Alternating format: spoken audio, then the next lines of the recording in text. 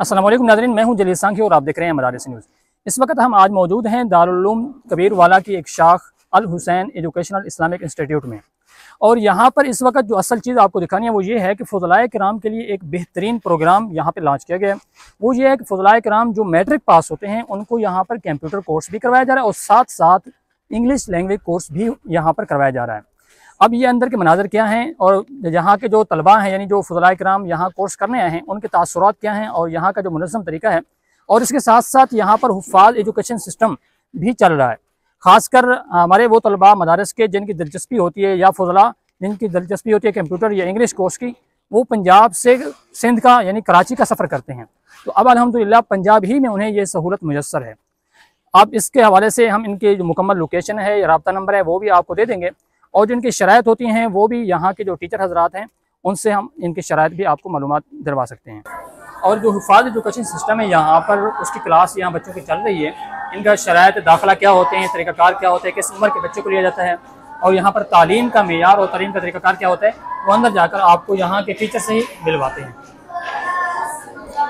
मौलाना मोहम्मद जब्बार साहब, उनसे हम सवाल करते हैं कि हज़रत सबसे पहले तो ये है कि यहाँ हिफाज़ एजुकेशन सिस्टम जो आपने शुरू किया है इसका दाखिले का तरीक़ाकार क्या होता है, शराइत क्या और कब दाखिले होते हैं, किस उम्र के बच्चे को लिया जाता है?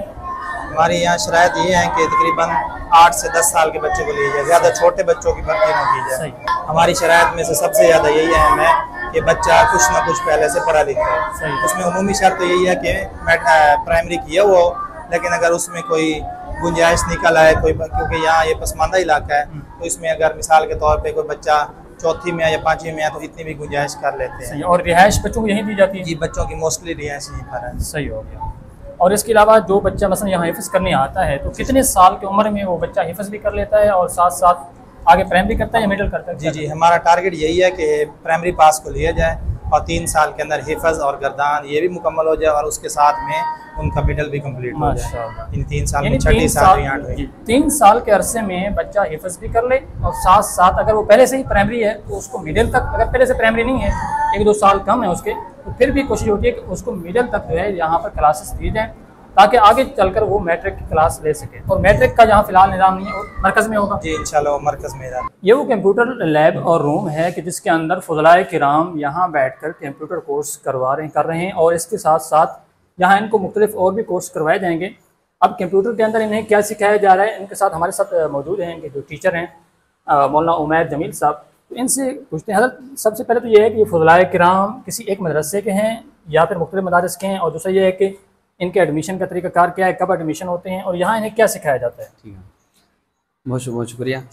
दर हकीकत जामिया दारुल उलूम कबीरवाला वहाँ मुफ्ती हामिद हसन साहब उनकी सरपरस्ती में चल रहा है। उन वहाँ के जो नायब मोहतमी में है और नाज़िम तालीमात है मुफ्ती वैद साहब, वो यहाँ के डायरेक्टर हैं। और यहाँ के जो बानी हैं जिन्होंने तामीर की है वो हाजी हुसैन अहमद साहब हैं सुल्तान के।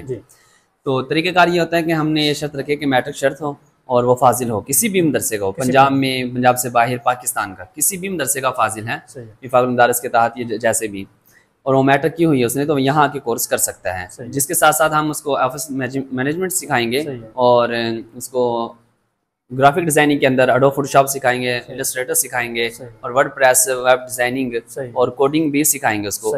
तो जो हमारा असल में मसला हमारा ये है, हमारा टास्क ये है कि अपने फुज़ला को खुद कफील बनाना, ताकि वो खुद कफील बन के और जदीद हमारे, क्योंकि हमारे इदारे राब्ता करते हैं कि हमें एक ऐसा मुफ्ती भी हो, आलिम भी हो और वो कंप्यूटर के मैदान और इंग्लिश लैंग्वेज का भी जानता हो।